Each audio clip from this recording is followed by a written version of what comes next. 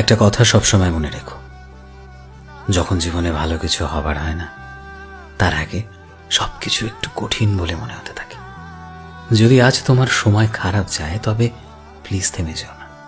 হয়তো তুমি হেরে যাচ্ছ না, তুমি তোমার স্বপ্নের খুব কাছেই আছো। হয়তো তুমি হাঁপিয়ে গেছো, কনফিউজড আছো, থেমে যাওয়ার কথা ভাবছো, কিংবা ভেঙে গিয়েছো। কিন্তু যারা এই পর্যায়ে এসে থেমে যায়, তারা কখনোই জানতে পারে না যে তারা কতটা কাছে ছিল তাদের স্বপ্নের। So keep growing, keep walking. হয়তো আজ তুমি ফল পাচ্ছ না, কিন্তু চেষ্টা কখনো বেকার যায় না। একদিন তুমি হয়তো পেছনে ফিরে বলবে, ভাগ্য ভালো আমি সেদিন থেমে যাইনি। কারণ জীবন তোমায় সেটাই দেয়, তুমি আসলে যেটার যোগ্য।